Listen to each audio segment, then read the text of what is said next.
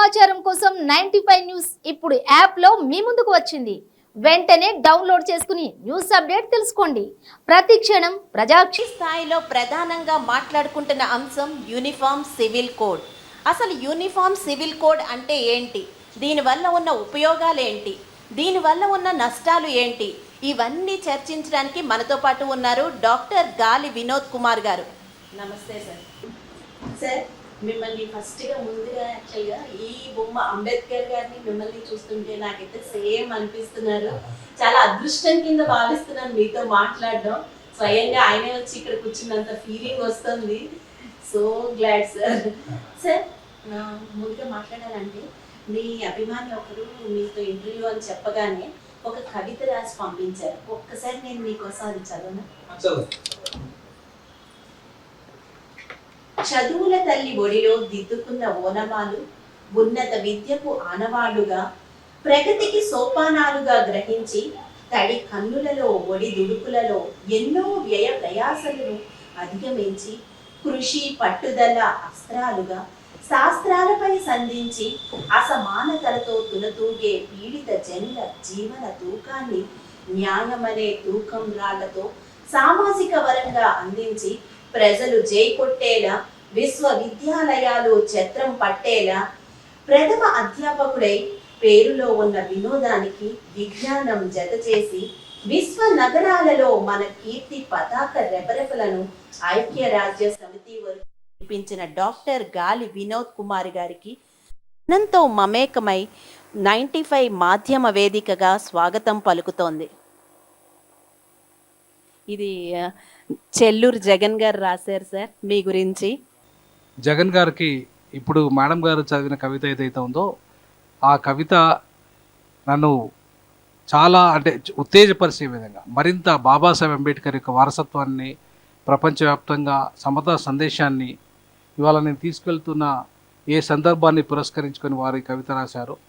నిజంగా వారికి జగన్ గారికి 95 న్యూస్ ప్రజలందరి ప్రేక్షకులందరి తరఫున నేను ధన్యవాదాలు తెలియజేస్తా ఉన్నాను. భవిష్యత్తులో మరింత మీ యొక్క కవిత నాకు మరింత ప్రోత్సాహాన్ని ఇస్తూ ముందుకెళ్ళడానికి ఈ కవిత నాకు స్ఫూర్తినిస్తుందని చెప్పేసి మరొకసారి జగన్ గారికి ఈ సందర్భంగా ధన్యవాదాలు తెలియజేస్తా ఉన్నాను. Okay, right sir, thank you sir. ఇప్పుడు మన టాపిక్లోకి వెళ్తే కనుక యూనిఫామ్ సివిల్ కోడ్ ఈ విషయం అసలు అంటే చాలామందికి సామాన్యులకు తెలీదు. ముందుగా యూనిఫామ్ సివిల్ కోడ్ అంటే ఏంటో చెప్పండి సార్. అంటే దేశంలో బ్రిటిష్ కాలంలోనే మనకు యూనిఫామ్ క్రిమినల్ కోడ్ ఉంది. అంటే నేరాలని అదుపు చేసి ఈ నేరాలు జరగకుండా భారత సమాజాన్ని సంస్కరించడానికి మనకు ఒక చట్టం ఉంది. దాన్ని ఇండియన్ పీనల్ కోడ్ అంటారు, అంటే భారత శిక్షా స్మృతి అంటారు. ఈ భారత శిక్షా స్మృతి యొక్క ప్రధాన ఉద్దేశం ఏంటంటే భారతదేశము నేర ప్రవృత్తి అయిన భారతదేశం కాకుండా మానవత్వ భారతదేశంగా, సమత భారతదేశంగా, ఏ నేరాలు జరగకుండా ఈ దేశాన్ని అదుపులో ఉంచే భారతదేశంగా, నేర రహిత భారతదేశంగా నిర్మించడానికి ఆ బ్రిటిష్ వాళ్ళు ఒక నేర శిక్షా స్మృతి అని ఇండియన్ పీనల్ కోడ్ అని చెప్పేసి ఐపీసీని తీసుకొచ్చారు. అయితే ఐపీసీ కూడా దాదాపు 100 పైగా అయింది. కానీ ఇప్పటికీ కూడా నేరాలు ఇంకా పెరుగుతూనే ఉన్నాయి. ఈరోజు వరకు కూడా నేరాలు, రకరకాల నేరాలు, ఇవాళైతే సైబర్ క్రైమ్ అనేది కూడా ఇవాళ కొత్తగా మనకు వచ్చింది. కంప్యూటర్ ద్వారా వచ్చే, ఇంటర్నెట్ ద్వారా వచ్చే క్రైమ్స్ కూడా వచ్చాయి. అంటే క్రైమ్ యొక్క నేర ప్రవృత్తి అనేది డిఫరెంట్గా ఇవాళ మన ప్రపంచవ్యాప్తంగా ఉంది, భారతదేశంలో ఉంది. కాకపోతే ఈ భారతదేశాన్ని నవభారత నిర్మాణం వైపు నడిపించాలంటే నేరాలు జరగని దేశంగా ఉంటేనే, శాంతియుత భారతదేశం ఉంటేనే ఈ దేశం ముందుకెళ్తుంది. కాబట్టి బ్రిటిష్ వాళ్ళు ఆ చట్టం దిగడం ద్వారా దేశంలో అందరూ ఏ నేరం చేసినా, హత్య చేసినా, ఇంకే నేరం చేసినా కూడా, చిన్న తప్పు నుండి పెద్ద తప్పు వరకు కూడా ఏ నేరం చేసినా అందరికీ సమానమైన శిక్షలు పడాలి, ఇది వారి ఉద్దేశం. కానీ భారతదేశంలో అందరికీ సమానమైన శిక్షలు పడుతున్నాయా, కొందరికే పడుతున్నాయా? ఇప్పటికీ మనము పరిశీలిస్తే కొందరికే పడుతున్నాయి. ఇప్పుడు భారతదేశ నేర పరిశోధక సంస్థ ఏదైతే ఉందో, ఇండియన్ క్రైమ్ బ్యూరో రికార్డ్స్ ప్రకారంగా చూసుకుంటే భారతదేశంలో బహుజనుల మీద మాత్రమే వాళ్ళే ఎక్కువ మంది జైల్లో ఉన్నారు, వాళ్ళ మీద మాత్రమే ఎక్కువ శిక్షలు పడుతున్నాయి. ఏ ఆధిపత్య వర్గాలు ఉన్నాయో, ఏ సంపన్న వర్గాలు ఉన్నాయో, ఏ బ్రాహ్మణ వర్గాలు ఉన్నాయో వాళ్ళు ఎవరు కూడా ఈ శిక్షలు వాళ్ళకి తక్కువ. అంటే ఆ తప్పు చేస్తున్న వాళ్ళు మేజర్గా ఈ భారతదేశం సంపదను దోపిడీ చేస్తున్న వాళ్ళు ఈ దేశంలో మెజారిటీ ప్రజలను చేస్తున్న వాళ్ళు ఈ దేశంలో అధికారాన్ని అనుభవిస్తున్న వాళ్ళు ఇవాళ శిక్షలు నేరం ఎక్కువ చేస్తే అంటే 85% మరి నేరాలు చేస్తే 20% కూడా వాళ్ళ మీద నేరారోపణ లేదు, శిక్షలు పడట్లేదు. కానీ ఈ 25%, 85% ఉన్న ప్రజలు వాళ్ళకి శిక్షలు 100% పడుతున్నాయి. కానీ 25% ఉన్న ప్రజలకు 2% కూడా శిక్షలు అమలు కావడం లేదు. కాబట్టి ఇవాళ నేర పరిశోధక సంస్థ ప్రకారంగానే ఎందుకు వీరికే శిక్షలు ఎక్కువ పడుతున్నాయి, ఎందుకు వారికి పడట్లేదు? తప్పు నేరం ఎక్కువ వాళ్ళు చేసినా కూడా శిక్ష చిన్నది వేస్తున్నారు, వీళ్ళు చిన్న తప్పు చేసినా పెద్ద శిక్ష వేస్తున్నారు. అంటే మన ధర్మం ప్రకారంగా ఏంటంటే బ్రాహ్మణులు అగ్రవర్ణాలు ఎంత పెద్ద నేరం చేసినా దాన్ని చిన్న తప్పుగానే చూడాలి, చిన్న తప్పుగా పరిగణించి వాళ్ళని క్షమించాలి, లేదా వాళ్ళకి చిన్న శిక్ష వేయాలి. అదే బహుజనులు శూద్రులు అతిశూద్రులు అయితే చిన్న తప్పు చేసినా పెద్ద శిక్ష వేయాలి. ఇది మన ధర్మ సూత్రం ప్రకారంగా జరుగుతున్న మనుల దాన్నే ఇప్పటి వరకు కూడా అమలవుతుంది. ఈ నేర మనకు ఐపీసీ వచ్చినప్పటికీ కూడా అమలవుతుంది మన ధర్మం తప్ప, మనులాస్ తప్ప ఐపీసీ అమలు కావడం లేదు అనేది నేను చెప్తున్న విషయం కాదు. ఇది మన భారతదేశంలో నేర పరిశోధక సంస్థ చెప్తున్న విషయాలు. ఇవాళ మొత్తం అండర్ ట్రయల్స్గా కూడా మొత్తం దేశంలో ఎక్కువ మంది ఎవరున్నారు? 30 ఏళ్ళు 25 ఏళ్ళు జైల్లో ఉన్న వాళ్ళు ఎవరు అంటే మైనార్టీలు, దళితులు. ఎందుకు ఉన్నారంటే ఆ వర్గాలకు సరి అయిన న్యాయం జరుగుతలేదు కాబట్టి ఉన్నారు. అంటే ఇవన్నీ చూసుకుంటే కామన్ శిక్షా విధానం ఏదైతే తీసుకొచ్చిండ్రో బ్రిటిష్ ప్రభుత్వము, దాని ద్వారా అగ్రవర్ణాలకు ఒక న్యాయము, అణగారిన వర్గాలకు ఒక న్యాయం జరుగుతున్నప్పుడు రేపు కామన్ సివిల్ కోడ్ అంటే ఏంటిది? ఇది కేవలము క్రిమినల్ కోడ్ అంటేమో నేరాలు జరుగుతాయి, అంటే ఇంటెన్షనల్ నేరాలు జరుగుతాయి, ఇదేమో రాంగ్ డూయింగ్స్ జరుగుతూ ఉంటాయి. ఫర్ ఎగ్జాంపుల్ పెళ్ళి అనేది ఒక మతంలో 4 పిల్లలను చేసుకోవచ్చు, ఒక ఇస్లాం మతంలో. ఒక మతంలో ఒక భార్యని చేసుకోవాలి, హిందూ మతంలో ఇంకొక భార్యని చేసుకుంటే నేరం, 2 భార్యలు ఉంటే నేరం. ఒక మతం 4 భార్యలను అనుమతిస్తున్నది. అంటే ఇది అంటే మహిళలకు అంటే ముస్లిం మహిళలు ఇవాళ 4 భర్తలు ఉన్న భార్యలను చేసుకుంటున్న కారణంగా చాలామంది ఇవాళ అణిచివేతకు అన్యాయాలకు గురవుతున్నారు. కాబట్టి చాలామందికి ఇవాళ దుర్మార్గంగా వాళ్ళ పిల్లలు బలి అవుతున్నారు. కాబట్టి ఇవాళ ఆ హిందూ మహిళ అయినా, ముస్లిం మహిళ అయినా, సిక్కు మహిళ అయినా, క్రైస్తవ మహిళ అయినా ఒకే భార్య ఒకే భర్త అనే నినాదం ఏదైతే ఉందో భారతదేశంలో యూనిఫామ్ సివిల్ కోడ్ కనుక వస్తే ఎవరైనా సరే ఒక్కరే చేసుకోవాలి, ఇద్దరిని చేసుకోవడానికి లేదు అని చెప్పేసి వాళ్ళ యొక్క అంటే ఏదైతే మ్యారేజ్ సిస్టాన్ని కంట్రోల్ చేయడానికి వీలవుతుంది. అలాగే మ్యారేజ్ సిస్టమే కాకుండా ఇవాళ విడాకుల సిస్టమ్. ఇప్పుడు ఫర్ ఎగ్జాంపుల్ 4 భార్యలను చేసుకుంటాడు, త్రిపుల్ తాలాక్ చెప్పేసి టక చేసి మళ్ళీ 4 చేసుకుంటాడు. అంటే ఇవాళ దానివల్ల నష్టం జరిగేది ఎవరికి? ముస్లిం మహిళకి. కాబట్టి ఎవరైనా సరే విడాకులు తీసుకునే దానికి ఒక పద్ధతి ఉంటుంది, విడాకులు తీసుకోవడానికి కూడా ఒక పద్ధతి ఉన్నది. భారతదేశంలో డైవర్స్ యాక్ట్ ఉంది, ముస్లిం డైవర్స్ యాక్ట్ ఉంది, హిందూ డైవర్స్ యాక్ట్ ఉంది, క్రిస్టియన్ డైవర్స్ యాక్ట్ ఉంది. అంటే అందరికీ ఒకటే రకమైన డైవర్స్ యాక్ట్ లేదు. ఒక్కొక్క మతానికి సంబంధించి వాళ్ళ విధానాలను బట్టి వాళ్ళ షరియత్లా బట్టి క్రైస్తవ మత సిద్ధాంతాన్ని బట్టి వాళ్ళ విడాకుల సిస్టమ్ ఉంది. అట్లా కాకుండా కామన్ సివిల్ కోడ్ వస్తే వాళ్ళ యొక్క పెళ్ళిళ్ళైనా, వాళ్ళ విడాకులైనా, వాళ్ళ యొక్క దత్తత అయినా, వాళ్ళ యొక్క ఆస్తులైనా పంపకం అనేది ఒకటే చట్టం ద్వారా జరగాలి. అంటే అందరు మహిళలకి న్యాయం జరిగే విధంగా ఒకటే చట్టం ద్వారా జరగాలనేది కామన్ సివిల్ కోడ్ యొక్క ముఖ్యమైన ఉద్దేశం. అది అంబేద్కరు ఆ రోజు భారత రాజ్యాంగ నిర్మాణ సభలో కూడా స్పష్టంగా ఈ దేశానికి కామన్ సివిల్ కోడ్ అవసరమని చెప్పాడు. కానీ అంబేద్కరు కామన్ సివిల్ కోడ్ అవసరమే, కానీ కొన్ని మతాలను అణచివేసే విధంగా కామన్ సివిల్ కోడ్ ఉండద్దు, కొన్ని మతాల మధ్య చిచ్చు పెట్టే విధంగా కామన్ సివిల్ కోడ్ ఉండద్దు. అన్ని మతాలను సమానంగా గౌరవించే విధంగా ఉండాలి, అన్ని మతాల్లో ఉన్న మహిళలకు సమానమైన హక్కులు వచ్చే విధంగా ఉండాలి, అన్ని మతాల్లో ఉన్న పురుషులకు సమానమైన హక్కులు వచ్చే విధంగా ఉండాలి. అట్లాగే అన్ని మతాల యొక్క వాళ్ళ యొక్క గౌరవాన్ని కూడా కించపరచని విధంగా, ఆ మత యొక్క స్వేచ్ఛను కించపరచని విధంగా కామన్ సివిల్ కోడ్ రావాలి తప్ప కొన్ని మతాలను మ్యానిపులేట్ చేసే విధంగా కామన్ సివిల్ కోడ్ రావడానికి లేదు. ఆ దిశగా భారతదేశం చర్యలు తీసుకోవాలని చెప్పేసి అంబేద్కర్ ఆ రోజు ఆదేశిక సూత్రాల ద్వారా ఆర్టికల్ 44లో కామన్ సివిల్ కోడ్ భారతదేశానికి అవసరం అని చెప్పి చెప్పడం జరిగింది. సో దాన్ని ఇవాళ చివరికి ఈ 9 ఏళ్ళు అధికారంలో ఉండి చివరికి రేపు ఎన్నికలు జరుగుతున్న టైంలో బీజేపీ ప్రభుత్వము దాన్ని తీసుకొచ్చి ఈ 9 ఏళ్ళలో ఎందుకు తీసుకురాలేదు? నిజంగా బీజేపీ చిత్తశుద్ధి ఉంటే యాక్చువల్ నేను అదే అడగాలనుకుంటున్నాను. అంటే 1985లోనే ఇది ప్రతిపాదన జరిగింది కదా, ఇంతవరకు ఎందుకు లేట్ జరిగిందంటారు? 1985లో షాబానో కేసు ఒకటి జరిగిందండి. షాబానో అనటమే ఒక ముస్లిం మహిళ. ఆ ముస్లిం మహిళ భర్త యొక్క ఆయన యొక్క అణచివేతను భరించలేక, కుటుంబ హింసను భరించలేక ఆమె కోర్టును ఆశ్రయించింది. కోర్టును ఆశ్రయించి నాకు ఈ కోర్టు ఈ హిందూ స్త్రీకి ఎట్లయితే ఏమంటారు దాన్ని ఐపీసీ 120 సిఆర్పిసి 125 ప్రకారంగా భరణం చెల్లించాలి. నాకు ఈ కేసు నడుస్తున్న సమయంలో హిందూ స్త్రీకి ఎట్లయితే భరణం చెల్లిస్తున్నాడో నాకు కూడా భరణం చెల్లించాలి. నా కుటుంబానికి ఏ ఆధారం లేదు నాకు, కాబట్టి నాకు ఆధారం లేదు కాబట్టి నువ్వు చేస్తున్నావు కాబట్టి నీకు ఆదాయం ఉంది కాబట్టి నువ్వు అడ్వకేటు సంపాదిస్తున్నావు కాబట్టి నీ సంపాదనలో నాకు కూడా ఇవ్వు అని చెప్పేసి ఆమె కోర్టును ఆశ్రయించడం జరిగింది.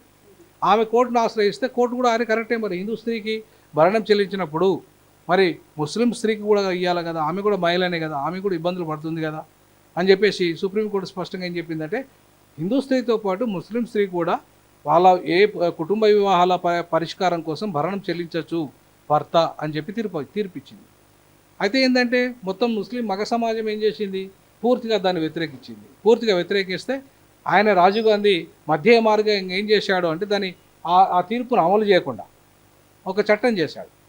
చట్టం చేసి పురుషుడు కనుక ఇష్టపడితే, ఒకవేళ పురుషుడు కనుక నేను ఇవ్వాలనుకుంటే ఇవ్వచ్చు అని చెప్పేసి దాని తీర్పుని సవరణ చేస్తూ పార్లమెంట్లో చట్ట సవరణ చేశాడు.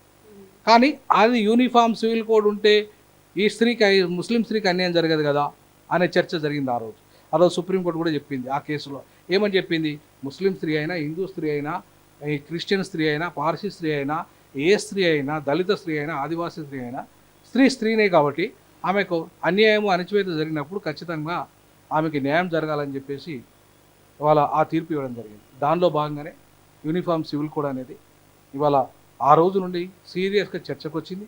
కానీ కాంగ్రెస్ ప్రభుత్వం అంత ధైర్యం లేదు, చేయలేకపోయింది. అంటే తేవడం తప్పు కాదు, అంబేద్కర్ ఆ రోజే ఆయనకు 1950 రాజ్యాంగ రచన అప్పుడే అది దాన్ని ఆదేశ సూత్రాల్లో పెట్టిండు. పెద్ద అంటే మొత్తం దేశమంతా చర్చ జరగాలి కాబట్టి ఆయన ఇమీడియట్లీ ప్రాథమిక హక్కుల్లో చేర్చలేదు. అది దాన్ని అమలు చేయడానికి లా కమిషన్ అపాయింట్ చేయడం జరిగింది. అంతకుముందే బ్రిటిష్ హయాంలోనే లా కమిషన్ ఉంది. ఆ లా కమిషన్ కూడా రికమెండ్ చేసింది. ఈవెన్ మన దగ్గర గోవాలో డచ్ వాళ్ళు ఉన్నప్పుడు 1863లోనే కామన్ సివిల్ కోడ్ అమలైంది, ఇప్పటికీ అమలవుతుంది గోవాలో. కాబట్టి అక్కడ ప్రాబ్లం లేనప్పుడు కామన్ సివిల్ కోడ్ ఇక్కడ మిగతా రాష్ట్రాలలో ఎందుకు ప్రాబ్లం అవుతుంది? అక్కడ కూడా ముస్లిమ్స్ ఉన్నారుగా. మరి గత 10 ఏళ్లుగా బీజేపీ కూడా యాక్చువల్ ప్రభుత్వం ఉన్నా సరే అది కూడా అమలు చేయలేకపోయింది. ఎందుకంటారు? నేను ఎందుకంటున్నానంటే బీజేపీ కేవలము హిందూ ముస్లిం మతాల మధ్య చిచ్చు రేపి ఓట్ బ్యాంకు కోసం మాత్రమే అది అయోధ్య ఇష్యూను కానీ 370 రద్దు కానీ ఇవన్నీ కూడా కేవలం ఓట్ బ్యాంక్ రాజకీయాల కోసమే చేస్తుంది తప్ప నిజంగా ఈ దేశంలో సమానత్వాన్ని, ఈ దేశంలో స్వేచ్ఛను, అన్ని మతాలను సమానంగా గౌరవించే స్థితిని అనే ఏ సెక్యులర్ వాదం అయితే ఈ దేశంలో ఉందో దాన్ని గౌరవించడంలో ఇవాళ బీజేపీ ప్రభుత్వం వైఫల్యం చెందింది. కాబట్టి ఈరోజు కూడా బీజేపీ ప్రభుత్వం ఓట్ బ్యాంకు రాజకీయాల కోసము ముస్లింలని టార్గెట్ చేస్తూ, ముస్లింలను టార్గెట్ చేసే విధంగా, హిందువులను పోలరైజ్ చేసే విధంగా ఇదేదో హిందూ ముస్లిం కొట్లాటలాగా క్రియేట్ చేసేసి యూనిఫామ్ సివిల్ కోడ్ తెస్తే అదేదో ముస్లింలకు అన్యాయం జరుగుతున్నట్టుగా, అదేదో ముస్లింలు అణచివేయడానికే తెస్తున్నట్టుగా ఈ కలరింగ్ ఇచ్చి ఇవాళ ఎన్నికలు వచ్చిన సమయంలో ఈ చర్చ పెట్టి ఈ దేశంలో హిందూ ఓట్ బ్యాంకును పోలరైజ్ చేసుకోవడానికి బీజేపీ ప్రయత్నం చేస్తుంది. అది తప్పుడు విధానం అంటున్నా. యాక్చువల్గా ఎన్నికల కోసం అంటున్నారు, కానీ యూనిటీ ఇన్ డైవర్సిటీ అంటారు కదా, ఇప్పుడైనా సరే అది ప్రయత్నిస్తోంది అని ఎందుకు అనుకోకూడదు మనం? నేనేమంటున్నానంటే బీజేపీ ఎన్నికల మేనిఫెస్టోలో పెట్టింది ఎప్పుడు, అది ఇద్దరు ఎంపీలు ఉన్నప్పుడే దాని ఎన్నికల మేనిఫెస్టోలో ఉంది. అంటే ఇద్దరు ఎంపీలు ఎప్పుడు ఉన్నారు బీజేపీకి? వాజ్పేయి హయాంలో ఉన్నారు. వాజ్పేయి హయాంలోనే బీజేపీ ఎన్నికల మేనిఫెస్టోలో మొదటి మేనిఫెస్టోలో అయోధ్య నిర్మాణం పెట్టింది, రెండవ డిమాండ్గా 370 రద్దు అన్నది, మూడవ డిమాండ్గా యూనిఫామ్ సివిల్ కోడ్ అంది. మూడో అంటే ఇప్పుడు 9 ఏళ్ళు అధికారంలో కనిపిస్తున్నప్పుడు నువ్వు ఈ మూడో డిమాండ్ను ఇంత లేటుగా ఎందుకు నువ్వు ప్రతిపాదన చేయాలి? ఎందుకు అప్పుడే చేయలేదు? అంటే ఇవాళ ఎప్పుడు కూడా బీజేపీకి హిందువుల పట్ల చిత్తశుద్ధి లేదు. నిజంగా హిందువుల పట్ల చిత్తశుద్ధి ఉంటే ఫస్ట్ బీజేపీ చేయాల్సిన మొదటి పని ఏంటంటే కులాన్ని రద్దు చేయాలి. అందరూ హిందువులే, మరి అంటరాని వాళ్ళు ఎందుకున్నారు హిందువులలో? ఇప్పుడు ఇవాళ మీకు చిన్న ఎగ్జాంపుల్ చెప్తానండి. అయోధ్య నిర్మాణముకు అక్కడ శంకుస్థాపన కోసం అంటే అక్కడ పునాది రాయి వేశారు. పునాది రాయి వేసినప్పుడు భారత రాష్ట్రపతి హిందువే కదా, రామ్నాథ్ కోవింద్. ఒక దళితుడు ఎందుకు మీరు తీసుకుపోలేదు మీరు ఆయన అక్కడ? పునాది రాయి ఒక దళితుడైన రాష్ట్రపతి ద్వారా వేపియాలి కదా అయోధ్య, ఆయన హిందువే కదా. అంటే అంటరాని వాడు ఆ రాముణ్ణి రామాలయాన్ని ఇవాళ పునాది వేయడానికి కూడా అర్హత లేదు. అంతేకాకుండా ఇవాళ ముర్ము ఆమె ఒక ఆదివాసీ బిడ్డ రాష్ట్రపతి అయింది. మరి నువ్వు మొత్తం భారత రాజ్యాంగానికి అధిపతి ఆమె, పార్లమెంటు ఉభయ సభలకి అధిపతి ఆమెను ఇవాళ నువ్వు పార్లమెంటుకు నూతన భవనాన్ని ఎందుకు ఆమె చేత ఓపెనింగ్ చేయలే? ఎందుకు ఓపెనింగ్ చేయలేదంటే ఆమె మహిళ, ఆదివాసీ మహిళ, ఆమె అంటరాని వర్గంకి సంబంధించింది. అంటే నువ్వు మన ధర్మాన్ని అమలు చేస్తున్నావా, రాజ్యాంగాన్ని అమలు చేస్తున్నావా? అంటే నీకు కనీసము నీ యొక్క ప్రతినిధుల పట్లనే నీకు చిత్తశుద్ధి లేదే. నీ ఓట్ బ్యాంక్ రాజకీయ కోసం ఆమెను ఎస్టీని తీసుకొచ్చి రాష్ట్రపతి పదవుల కోసం పెట్టినావు. ఓట్ బ్యాంక్ రాజకీయ కోసం రామ్నాథ్ కోవింద్ తీసుకొచ్చి అధికారం కోసం తెచ్చుకున్నవే తప్ప వాళ్ళని గౌరవించాలనే సోయి నీకు లేదు. మరి నీకు నీ యొక్క రాష్ట్రపతులనే గౌరవించని నీవు, నీ హిందూ మతము ఒక ఈ దేశ ప్రథమ పౌరులనే గౌరవించని మీరు ఈ దేశంలో ఉన్న పౌరులందరినీ గౌరవిస్తారా? గౌరవించాలంటే మేము నమ్ముతామా? మరి అట్లాంటప్పుడు హిందువుల మధ్యలో సమానత్వం లేనప్పుడు, హిందువులే సమానంగా లేనప్పుడు, ఈ కులాల అంతరాలు, ఈ మతాల అంతరాలు ఈ హిందూ మతంలోనే ఉన్నప్పుడు, అంటరాని వాళ్ళుగా ముట్టరాని వాళ్ళుగా కొన్ని కోట్లాది మంది ప్రజలు హిందువులనే చూస్తున్నప్పుడు మరి ఈ హిందువుల సమానత్వం ఎట్లా వస్తుందండి? మరి సమానత్వం హిందుత్వంలో లేనప్పుడు ఆ హిందుత్వము యూనిఫామ్ సివిల్ కోడ్ తెచ్చినంత మాత్రాన సమానత్వం వస్తుందా? Uniform civil code vote bank రాజకీయాలకు తీసుకొచ్చి దాన్ని ఇంప్లిమెంట్ చేయడంలో నువ్వు కరెక్ట్గా సఫలం ఎట్లయితావు? ఇవాళ కామన్ క్రిమినల్ కోడ్ ఇంప్లిమెంట్ చేయడంలోనే మీరు సఫలం కాలేదు. మీ మీ మీ మీ అధికారంలో అగ్రవర్ణాలకు ఒక న్యాయం జరుగుతుంది, అనగారిన వర్గాలకు ఒక న్యాయం జరుగుతుంది. రేపు సివిల్ కోడ్లో కూడా అదే జరుగుతుంది. క్రిమినల్ కోడ్లో ఏది జరుగుతుందో సివిల్ కోడ్లో కూడా అదే జరుగుతుంది. అంటే ఈ యూనిఫామ్ సివిల్ కోడ్ వస్తే కనుక కులమత భేదాలు ఉండవు, వర్గ ఇది ఉండదు అంటున్నారు. అది కొంతమంది ఇలా వాదిస్తున్నారు. కులమత భేదాలు అతీతంగా మేము క్రిమినల్ కోడ్ని అమలు చేస్తామని చెప్పారు. మరి ఇవాళ దళితుడు నేరం చేస్తే ఇవాళ పెద్ద శిక్ష చేస్తున్నావు. ఇవాళ మందకృష్ణ మాదిగ గారు బెస్ట్ ఎగ్జాంపుల్. 33 జిల్లాలలో మా వర్గాలకు ఒక న్యాయము, అనగారిన వర్గాలకు ఒక న్యాయము, అగ్రవర్ణాలకు ఒక న్యాయం చేస్తున్నారని చెప్పేసి వాళ్ళే ఇవాళ మొత్తం 33 జిల్లాల యాత్రలు చేసి పెద్ద పెద్ద సభలు పెట్టాడు ఆయన. అంటే ఏందన్నట్టు అర్థము? తీవ్రంగా ఈ వర్గాలకు అన్యాయం చేస్తున్నారు. కాబట్టి కామన్ క్రిమినల్ కోడ్ మాకు న్యాయం చేయట్లప్పుడు కామన్ సివిల్ కోడ్ ఏ రకంగా న్యాయం చేస్తుంది అనేది కీలకమైన ప్రశ్న. అలాగే మన భారత రాజ్యాంగంలో ఆదేశిక సూత్రాల్లో యూసీసీ అమలు చేయాలని ఉంది కదా, అది ఏంటంటారు? మరి భారత రాజ్యాంగ నిర్మాతలంటే వాళ్ళు ఈ దేశాన్ని నవభారత నిర్మాణం వైపు తీసుకుపోవాలని గొప్ప సంకల్పం ఉన్న వాళ్ళంతా కూడా వాళ్ళు వీళ్ళ లెక్క స్వార్థ రాజకీయాలు చేసేవాళ్ళు కాదు. సో వీళ్ళంతా ఏంటంటే కుచిత రాజకీయాలు, కుల విభజన రాజకీయాలు, మత విభజన రాజకీయాలు చేసే ఇవాళ కాంగ్రెస్ పార్టీ కావచ్చు, ఇది బీజేపీ కావచ్చు, ఆ రకంగా ఈ దేశాన్ని వాళ్ళ యొక్క బ్రాహ్మణ అగ్రవర్ణ ఆధిపత్య ప్రయోజనాల కోసం ఈ దేశంలో తమ ఇష్టారాజ్యంగా పరిపాలన చేస్తూ కామన్ సివిల్ కోడ్ ఎప్పుడో రావాలి. అంబేద్కర్ హిందూ కోడ్ బిల్లు ఎప్పుడు తెచ్చాడండి? 53లో బిల్లు చేశాడు. 53లో బిల్లు చేస్తే అది ఇంతవరకు అమలు కాలేదు. అంబేద్కర్ ఎందుకు చేశాడు Hindu code bill? Hindu code bill అంటే ఉమెన్ లిబరేషను, 50% ఉన్న మహిళలకి సమాన ఆస్తి హక్కులు, సమాన వివాహ హక్కులు, సమాన విడాకుల హక్కులు, సమాన దత్తత హక్కులు అప్పుడే పెట్టాడు అంబేద్కర్. దానితో పాటు ఇంకో ఇంపార్టెంట్ విషయం పెట్టాడు అంబేద్కర్. 50% మహిళలకు రిజర్వేషన్లు ఇవ్వాలి అని చెప్పాడు. ఎప్పుడు? 53లో. ఇప్పటికి కూడా 33% దిక్కులేదు మహిళలకు రిజర్వేషన్లు. అంటే ఎందుకు చేయట్లేదు అంటే మహిళలు ఎంపవర్ అయితే పురుషులతో సమానంగా కూర్చోవాల్సి వస్తుంది, పురుషులతో సమానంగా అధికారం చేయాల్సి వస్తుంది. అది మన ధర్మానికి వ్యతిరేకం కదా. కాబట్టి ఇవాళ 33% రిజర్వేషన్లు వాళ్ళకి రాకుండా పెండింగ్ పెట్టారు. అంబేద్కర్ చెప్పిన హిందూ కోడ్ బిల్లు అమలు చేయలేదు. ఈ రోజు వరకు కూడా దాన్ని యూసీసీ రూపంలో తీసుకొస్తామంటున్నారు. కానీ అది ఎన్నికల నినాదంగానే మారుతుంది. నిజంగా భారతీయ జనతా పార్టీకి, కేంద్ర ప్రభుత్వానికి చిత్తశుద్ధి ఉంటే ఇప్పటికీ కూడా మహిళా రిజర్వేషన్ బిల్లును 33% ఫస్ట్ అమలు చేసి ఈ కామన్ సివిల్ కోడ్ బిల్లు పెట్టమనండి, మహిళల కోసం పనికొస్తుంది, సమానత్వం సాధన దిశగా వస్తుంది.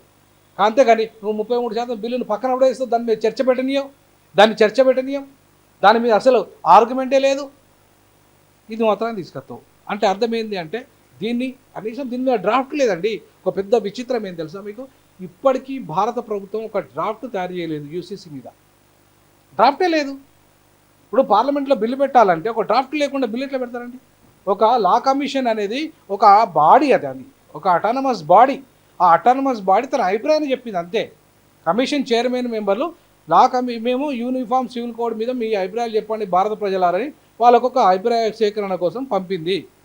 అయినంత మాత్రం చట్టం వచ్చినట్టు కాదు, చట్టం అమలైనట్టు కాదు. ఖాళీ ఓట్ బ్యాంక్ రాజకీయాల కోసం ఏం చేశాడు, లా కమిషన్ మీరు చెప్పండి అంటే ఆయన చెప్పేసిండ్రు.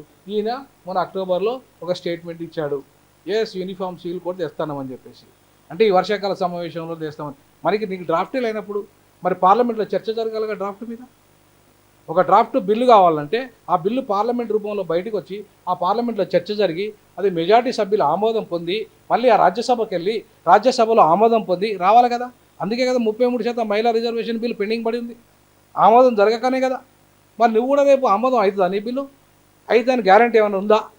సో కాబట్టి ఇవన్నీ ఓట్ బ్యాంక్ రాజకీయాలు. ఇవాళ వాళ్ళు ముస్లింలను టార్గెట్ చేసే లక్ష్యంగా మళ్ళా 24లో అధికారం తీసుకొచ్చుకోవాలి, రామ మందిర నిర్మాణం ఓపెనింగ్ చేసుకోవాలి, రామ మందిరం 24లో. అలాగే ఇవాళ వాళ్ళు 100 ఏళ్ళు వస్తున్న సందర్భంగా, ఆర్ఎస్ఎస్ 100 ఏళ్ళు అవుతున్న సందర్భంగా ఈ దేశాన్ని వాళ్ళు హిందూ రాష్ట్రంగా పేరు ప్రకటించుకుంటారు. అందులో భాగంగానే మీకు ఈ యూసీసీ అనేది వాళ్ళు తీసుకొస్తున్న ఒక అస్త్రం. మరి యూసీసీ చట్టాలు ఇతర దేశాల్లో లేవా? చట్టం ముందు అందరూ సమానమే కదా. అసలు మనకు భారత రాజ్యాంగంలో కూడా ఉన్నాయండి, చట్టం ముందు అందరూ సమానం. ఆర్టికల్ 14 to 18 అదే చెప్తుంది, రైట్ టు ఈక్వాలిటీ. మన భారత రాజ్యాంగంలో ఎప్పుడో ఉంది కదా, అంతలో ప్రపంచం అంతా అదే సిద్ధాంతం అమలవుతుంది కదా. మరి అటువంటిప్పుడు చట్టం ముందు అందరూ సమానం కాదని ఎవరన్నారు? చట్టం ముందు సమానమే, కానీ అది పేరుకు మాత్రమే, యాక్షన్లో లేదు. చట్టం ముందు సమానం అని చెప్పేసి ఇలా ఒక పోలీస్ స్టేషన్కి పోతే, ఒక దళితులు పోతే కనీసం కేసు కూడా ఫైల్ చేసుకుంటాడు. ఒక రెడ్డి ఒక భూస్వామ్యం బ్రాహ్మణుడో పోతే రండి అని చెప్పేసి కూర్చుండబెట్టి వాళ్ళకు సకల మర్యాదలు చేసి కేసు వాళ్ళు రాసుకుంటున్నారు. మరి నువ్వు చట్టం ముందు అందరు సమానమైనప్పుడు పోలీసు వాళ్ళు దళితులతో బయట నిలబెట్టాడు, కేసు బుక్ చేయకుండా ఉల్టా రివర్స్ కేసులు వాళ్ళ మీద పెట్టాడు. అణిచివేసిన వర్గాలు ఎవరైతే రెడ్లు ఉన్నారో, బ్రాహ్మణులు ఉన్నారో, భూస్వాములు ఉన్నారో వాళ్ళ మాట అయిన వాళ్ళకు అనుకూలంగా మాత్రమే కేసులు పెడుతున్నది. మరి చట్టం ముందు అందరు సమానం ఎట్లయితుందండి? ఇది కేవలం కాగితాలకే పరిమితము. రాజ్యాంగంలో చట్టం ముందు సమానం అనేది కాగితాలకే పరిమితము. కాబట్టి ఆచరణలో చట్టం ముందు సమానత్వం అనేది ఇవాళ చేయడానికి ఒక ప్రయత్నంగా ఇవాళ అది కూడా ప్రధానంగా మహిళలకి సంబంధించిన మేజర్ అంశాలు ఇందులో ఉన్నాయి యూనిఫామ్ సివిల్ కోడ్లో. కాబట్టి ఇది మంచిదే, కానీ నేను అంతకంటే ముందు ఏమంటానంటే దళిత మహిళలు వేరు, అగ్రవర్ణ మహిళలు వేరు, అలా బీసీ మహిళలు వేరు. మహిళలలో అందరూ సమానంగా కూడా లేరు కదా. ఇప్పుడు ఆస్తి హక్కులో ఇప్పుడు రెడ్డి మహిళ దగ్గర 100 ఎకరాలు ఉంటుంది, ఓ దళిత మహిళ దగ్గర 100 ఎకరాలు, 10 ఎకరాలుగా 1 ఎకరం కూడా ఉండదు, పురుషునికే లేదు. మరి అటువంటిప్పుడు ఆస్తికి సంబంధించిన చట్టం వస్తుంది, రేపు ఏ మహిళకు న్యాయం జరుగుతుంది? అగ్రవర్ణ మహిళకు మాత్రమే చట్టం ఆస్తి మీద అంటే ఒక్క ఆస్తిని బట్టి వాళ్ళు వేరు అని మనం ఎలా చెప్పగలుగుతాం? అంటే ఆస్తి ఒకటే కాదు, ఈవెన్ అన్ని విషయాలు తీసుకోండి. ఫర్ ఎగ్జాంపుల్ వివాహం తీసుకోండి, దళితుల వివాహ పద్ధతి వేరు, అలాగే అగ్రవర్ణ వివాహ పద్ధతి వేరు. దళితులలో వాళ్ళ యొక్క మేనరికాలు, వాళ్ళ యొక్క సిస్టమ్స్, వాళ్ళ దేవుళ్ళు దేవతలు, వాళ్ళ యొక్క కుల పెద్దలు, కులాచారాలు వేరు, అగ్రవర్ణాలలో వేరు. అంటే వివాహం అనేది వాళ్ళ స్వయం ఇది కదా, దానికి చట్టానికి సంబంధం ఏమంటున్నానంటే వివాహము విడాకులు అనేది ఖచ్చితంగా వాళ్ళ సాంప్రదాయాల ప్రకారమే జరుగుతాయి. నువ్వు చట్టం తెచ్చినా సరే, కామన్ సివిల్ కోడ్ తెచ్చినా సరే, వాళ్ళ సాంప్రదాయ ప్రకారమే పెళ్లి జరుగుతుంది, వాళ్ళ సాంప్రదాయ ప్రకారం విడాకులు జరుగుతాయి, వాళ్ళ సాంప్రదాయ ప్రకారమే ఆస్తి పంపకాలు జరుగుతాయి, వాళ్ళ సాంప్రదాయ ప్రకారమే దత్తత ఉంటుంది. అంతేగాని నువ్వు చట్టం తెచ్చిందని చెప్పేసి అమలవుతుందా? ఇప్పుడు మనకు ఫర్ ఎగ్జాంపుల్ వరకట్న నిషేధ చట్టం వచ్చిందండి, అది అమలైందా ఎక్కడన్నా? ఎందుకు కాలేదు? ఇవాళ కూడా వరకట్న నిషేధం నేరం అని చెప్పి ఎవరు అనుకోవడం లేదు. ప్రజలు అనుకున్నంత కాలము నువ్వు సివిల్ కోడ్ తెస్తేంది, క్రిమినల్ కోడ్ తెస్తేంది, ఏది తెస్తేంది, ఇదంతా ఓట్ బ్యాంక్ రాజకీయాల కోసం తెచ్చినట్టే లెక్క అవుతుంది తప్ప నిజంగా ప్రజల లోపల రావాలి, మాకు కామన్ సివిల్ కోడ్ కావాలి, ఎందుకంటే మాకు అన్యాయం జరుగుతుంది, మహిళలకి తీవ్రంగా అన్యాయం జరుగుతుంది అనే అంశం మహిళల లోపల రావాలా. మహిళలు దాని మీద తిరుగుబాటు చేసే విధంగా చైతన్యం తీసుకురావాలి. ఎందుకు తీసుకురావాలి ఇప్పటిదాకా? లాస్ట్ మినిట్లో ఇవాళ నువ్వు దీన్ని ఈ ఎన్నికల అస్త్రంగా ఎందుకు పెడుతున్నావు? సో ఇవన్నీ కూడా చర్చనీయాంశాలు. అందుకే భారతదేశంలో ఒకే చట్టము, ఒకే న్యాయము, ఒకే కులం పెట్టండి. ఫస్ట్ ఒకటే కులం ఉండాలి. ఇక కులాలు ఉండదు, ఇన్ని వేల కులాలు ఉండదు. ఒక కులం పెట్టండి. మొత్తం ఈ దేశంలో భారతీయ కులం అని పెట్టండి. ఇప్పుడు మరి అలా ఒకే కులం పెట్టగానే అంటే రిజర్వేషన్స్ అన్ని క్యాన్సిల్ అవుతాయి కదా, ఎస్సీ ఎస్టీ వీళ్ళందరికీ. క్యాన్సిల్ చేయాలి. రిజర్వేషన్లు అనేది క్యాన్సిల్ చేసి ఆర్థిక ప్రాతిపదికన వాళ్ళకి ఎవరైతే పేదలు ఉంటారో, ఏ కులంతో సంబంధం లేదు. పేదరికానికి కులం ఏమండి? ఇప్పుడు అగ్రవర్ణాల్లో పేదలు కూలి చేసుకుంటూ లేరా? వాళ్ళకి న్యాయం జరుగుతుందా వీళ్ళ ఈ భూస్వాముల పాలకుల చేత? కాబట్టి కులం అనే పేదరికానికి కులాన్ని అంటకట్టద్దు. కాబట్టి కులం రద్దు అయితే పేదలు మాత్రమే సమానంగా వస్తారు. అప్పుడు పేదలకు న్యాయం జరగాలి. వాళ్ళు ఏ కులమైనా కానీ, ఏంటన్నా ఉండని కదా, ఏ వర్గమైనా కానీ, ఏ మతమైనా కానీ, నువ్వు పేదవాడే, ధనికుడే. కాబట్టి ఇవాళ ఫర్ ఎగ్జాంపుల్ ఎస్సీలలో డబ్బు ఉన్నోడో డబ్బు లేని పేదోళ్ళని చేసుకుంటాడండి? చేసుకుంటాడా? ఏ కులంలోనే చేసుకోడు. బ్రాహ్మణులు డబ్బు ఉన్నోళ్ళు డబ్బు లేని వాళ్ళు చేసుకుంటారా? కాబట్టి ఇవాళ పేదరికం అనేదాన్ని కులంతో ముడిపెట్టద్దు, మతంతో ముడిపెట్టద్దు. కాబట్టి కులాన్ని మతానికి అతీతంగా పేదరిక నిర్మూలనకు ప్రత్యేక కార్యాచరణ రూపొందించాలి. అంతేగాని ఇవాళ రిజర్వేషన్లు, కుల వ్యవస్థ రద్దు చేయండి. రిజర్వేషన్లతో పని ఏందండి? కుల వ్యవస్థ ఉన్నంతకాలం రిజర్వేషన్ల చర్చ ఉంటుందండి ఈ దేశంలో. కులాన్ని రద్దు చేయండి, రిజర్వేషన్ల చర్చ ఆటోమేటిక్గా ఆగిపోయి అప్పుడు ఏమవుతారు? పేదలకు సంబంధించిన సంక్షేమ ఫలాలు ఒక పథకం వస్తుంది. ఆ పథకం అందరి పేదలకు వర్తిస్తుంది. దానికి కులంతో సంబంధం లేదు, మతంతో సంబంధం లేదు.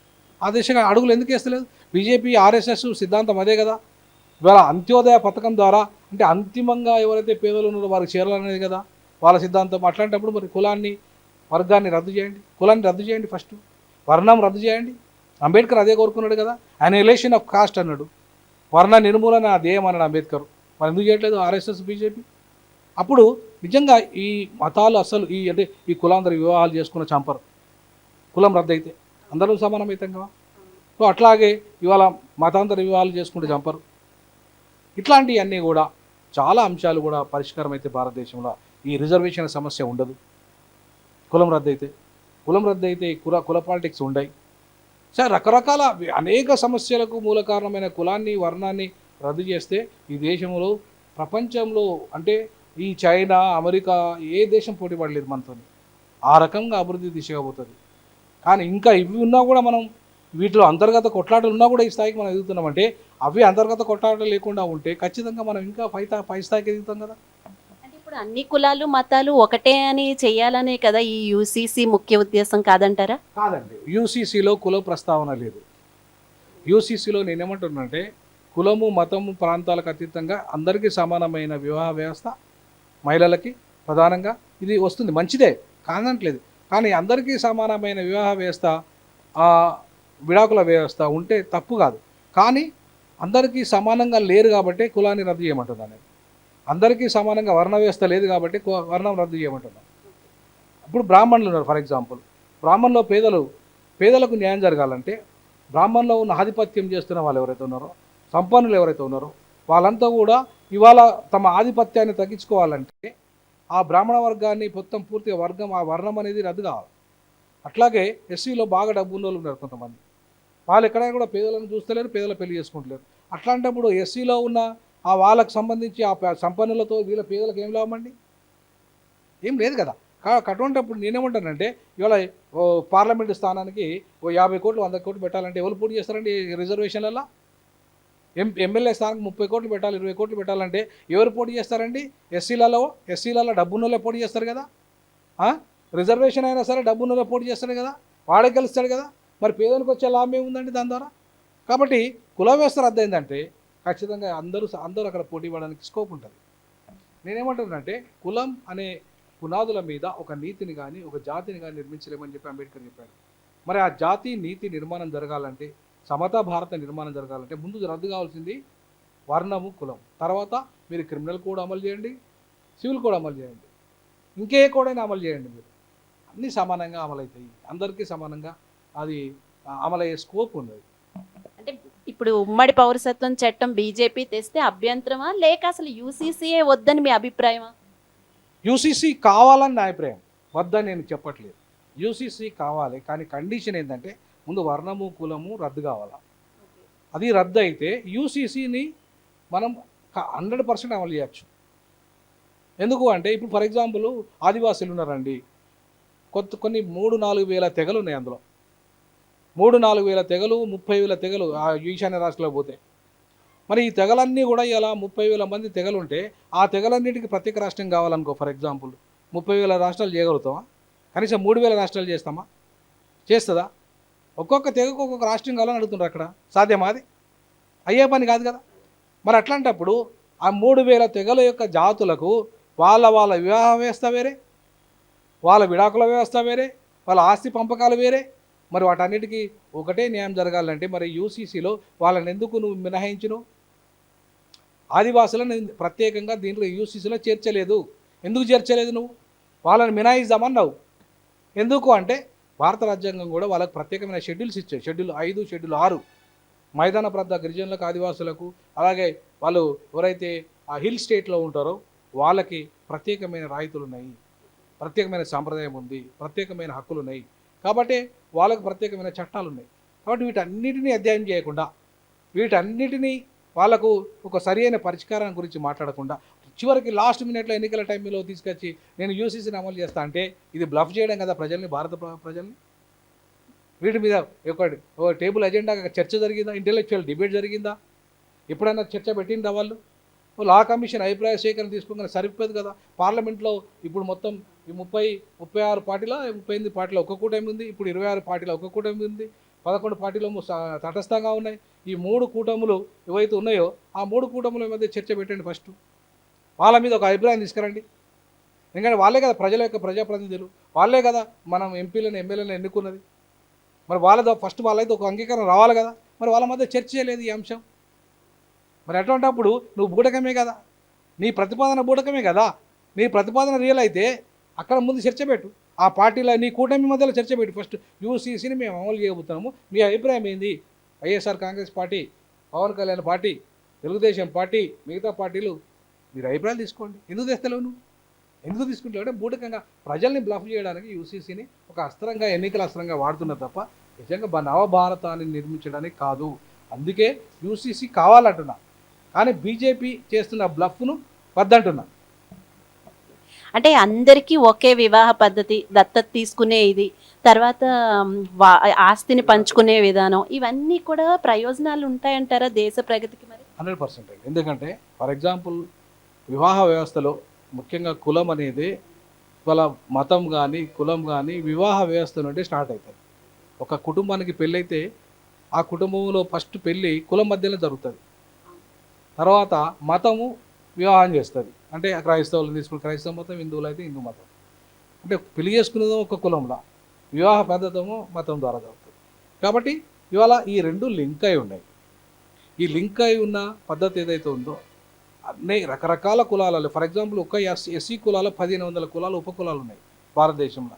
ఈ 1500 ఉపకులాలలో 1500 రకాల పద్ధతులు, వివాహ పద్ధతులు ఉన్నాయి.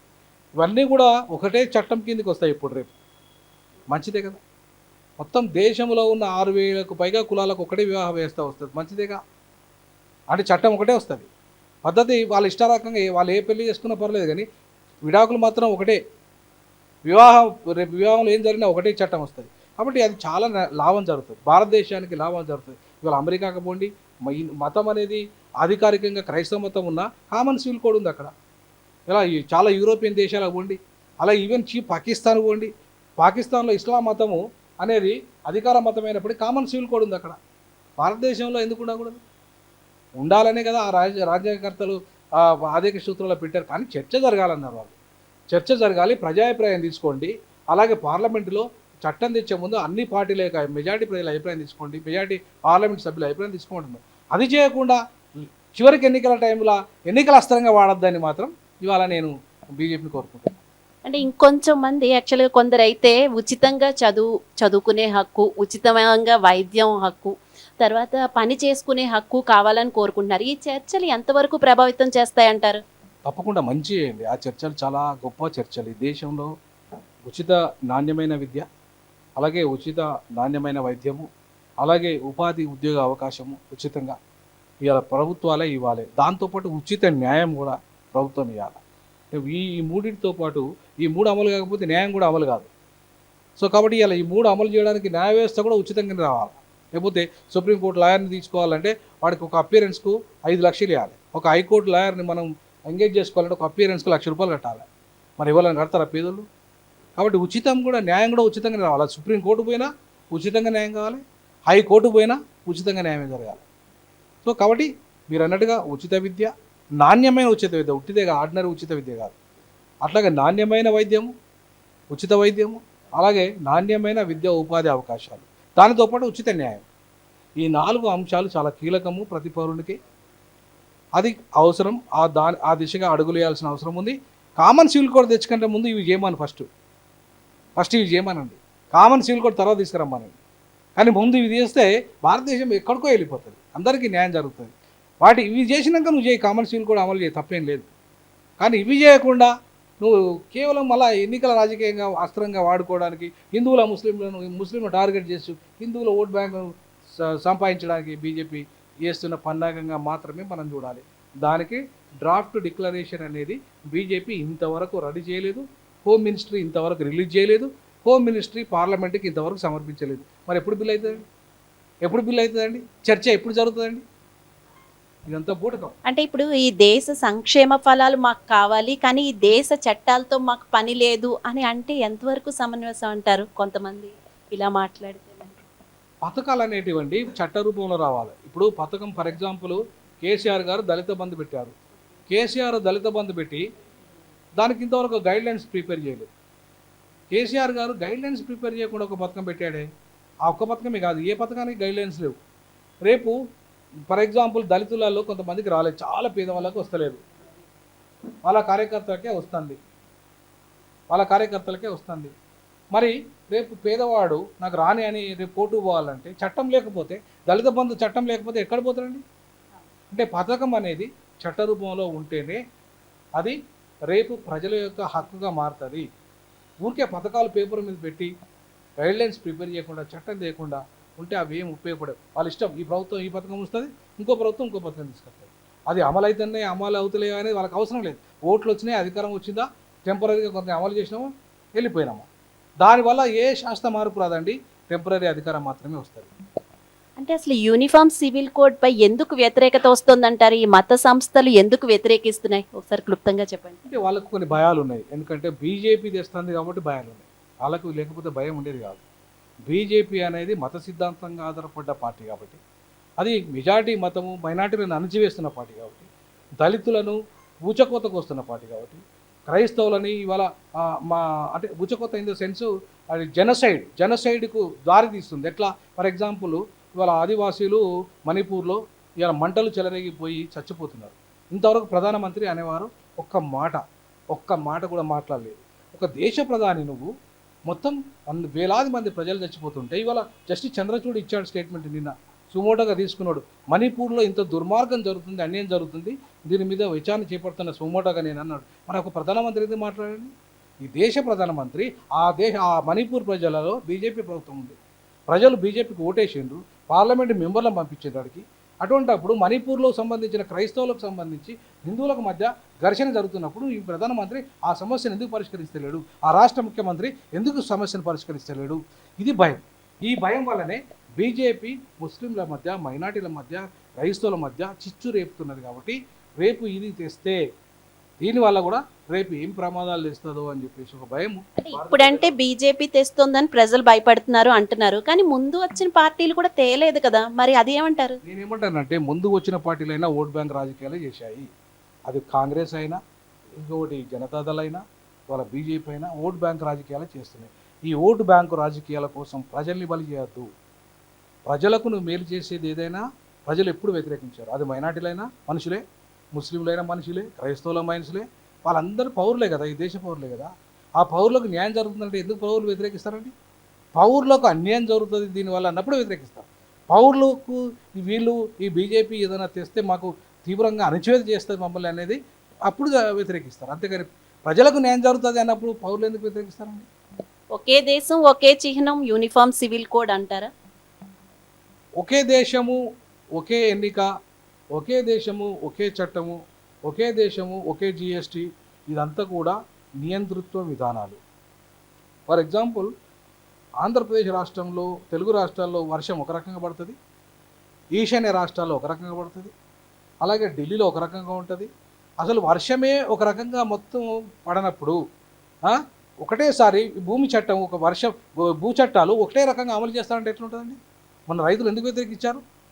వ్యవసాయ చట్టాలు ఎందుకు వ్యతిరేకించారంటే ఒక్కొక్క రాష్ట్రంలో ఒక్కొక్క రకమైన వర్షపాతం ఉంటుంది, ఒక్కొక్క రాష్ట్రంలో ఒక్కొక్క రకమైన శీతాకాలం ఉంటుంది, ఎండ ఉంటుంది. అట్లా ఒక్కొక్క రకం ఒక్కొక్క పంట పండుతుంది, ఒక్కొక్క రాష్ట్రంలో ఒక్కొక్క రకమైన ఆ పంటకు ఒక్కొక్క రేటు ఉంటుంది. కాబట్టి కామన్గా చట్టాలు చెల్లవు.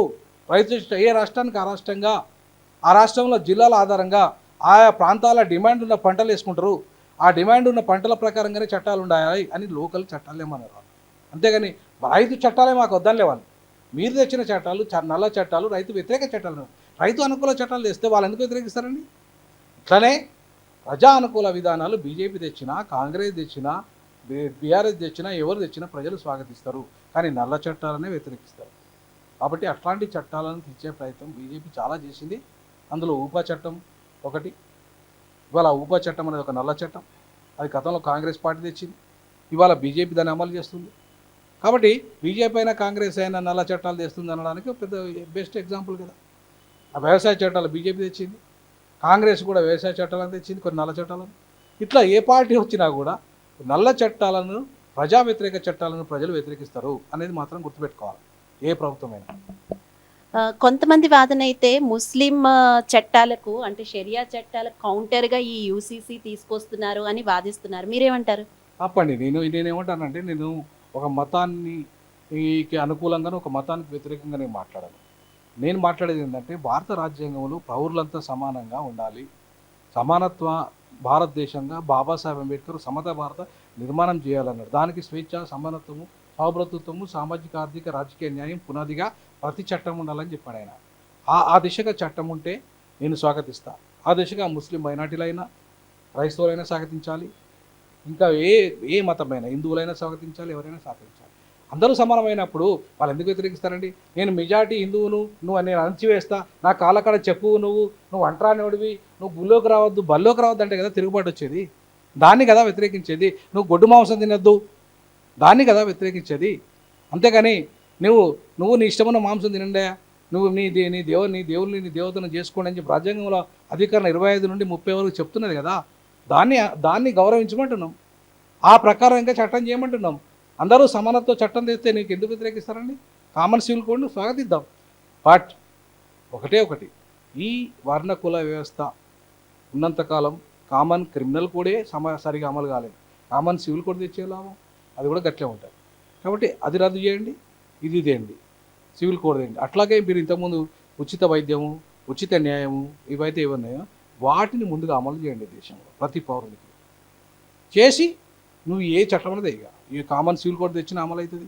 మహిళలకి సమాన హక్కులు ఇవ్వండి.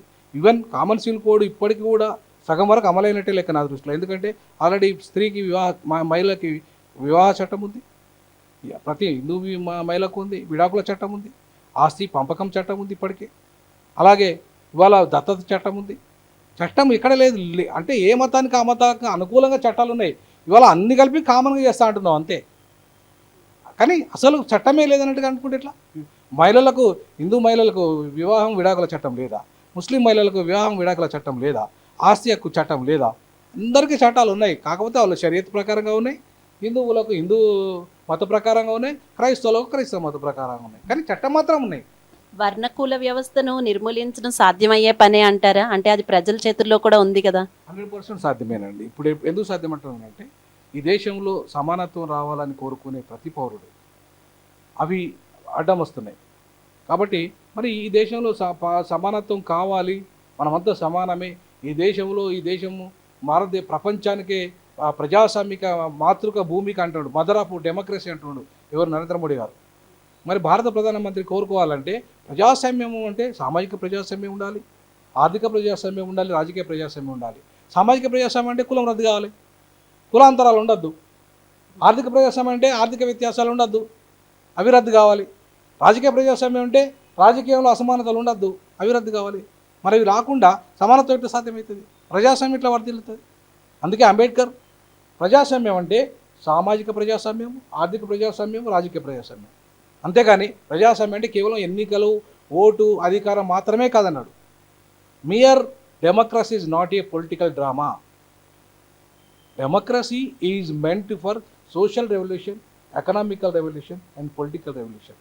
అదే కాన్స్టిట్యూషన్ చెప్తుంది. అంబేద్కర్ రాసిన రాజ్యాంగంలో ఉన్నది కూడా అదే.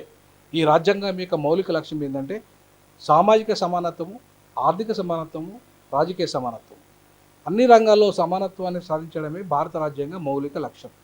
మరి ఆ లక్ష్యాన్ని నువ్వు సాధించినప్పుడు మరి రాజ్యాంగం పునాదిగా నీ చట్టం ఉండాలి, కానీ నీ మతం పునాదిగా ఉండదుగా. అక్కడ ప్రాబ్లం, అక్కడ భయం ప్రజలకి. ఇప్పుడు ఈ యూసీసీ వల్ల కొత్త సమస్యలు పుట్టుకొస్తాయంటారా? 100% పుట్టుకొస్తాయి. ఎందుకంటే హిందుత్వ పునాదిగా చట్టాలు వస్తే పుట్టుకొస్తాయి, రాజ్యాంగం పునాదిగా వస్తే రావు. రాజ్యాంగం పునాదిగా రావాలంటే ముందు ఈ దేశ ప్రజల యొక్క వాళ్ళ యొక్క గ్రీవెన్సెస్ ఏందో నువ్వు ముందు తీసుకొని పార్లమెంట్లో దాని మీద ముందు చర్చ పెట్టి ఆ చర్చ ద్వారా మొత్తం మెజారిటీ పార్టీలు ఆమోదిస్తే నువ్వు ఆ నిర్ణయం తీసుకో. అంతేగాని రాత్రే డిమానిటేషన్ రద్దు చేసినట్టుగా, నోట్ల రద్దు చేసినట్టుగా, రాత్రే ఈడబ్ల్యూఎస్ రిజర్వేషన్లు పెట్టినట్టుగా రాత్రే యూసీసీ చేస్తానంటే మాత్రం ఖచ్చితంగా వ్యతిరేకించాలి కూడా. ఇది భారత పౌరుల యొక్క హక్కు. ఎందుకంటే నిష్ఠారాజ్యంగా చేయడానికి చట్టం నీ చుట్టం కాదు, ఇది నీ యొక్క ఆస్తి కాదు, ఇది ప్రజల ఆస్తి. ప్రజలు నిర్మాణం చేసుకున్న దేశం, ప్రజలు కొట్లాడుకుని స్వతంత్రం తెచ్చుకున్నారు, ప్రజలు నిర్మించుకున్న భారత రాజ్యాంగం. నువ్వు ఒక్కడిది కాదు. ఈ దేశం అంటే నరేంద్ర మోడీ కాదు, నరేంద్ర మోడీ అంటే దేశం కాదు. దేశం అంటే ప్రజలు, దేశం అంటే మట్టి కాదు, దేశం అంటే నరేంద్ర మోడీ కాదు, దేశం అంటే బీజేపీ కాదు అని తెలుసుకోవాలి. చివరిగా యాక్చువల్గా మా వ్యూవర్స్కి, ప్రభుత్వానికి మీరు ఏం చెప్పాలనుకుంటున్నారు? నేను ఒకటే చెప్పదలుచుకున్నా, భారత రాజ్యాంగం అందరికంటే గొప్పది. ఏ రాష్ట్రపతి కంటే, నరేంద్ర మోడీ ప్రధానమంత్రి కంటే, రాష్ట్ర ముఖ్యమంత్రి కంటే, ఈ భారత పౌరుల కంటే భారత రాజ్యాంగం గొప్పది. దాన్ని గౌరవిద్దాం, భారత రాజ్యాంగాన్ని గౌరవిద్దాం, భారత రాజ్యాంగ విలువల్ని అమలు చేద్దాం. ప్రతి పౌరుడు, రాష్ట్రపతి నుండి మొదలుకుంటే ఈ భారతలో సామాన్య పౌరుల వరకు మనం రాజ్యాంగ నియమాలకి బద్దులమై ఏ చట్టమైనా, ఏ అధికారమైనా, ఏ వ్యవస్థని నిర్మాణం చేసుకుందాం. సమతా భారతాన్ని నిర్మించుకుందాం. అందరూ సమానంగా జీవిస్తాం. అప్పుడే శాంతి, సమానత్వం వస్తుంది.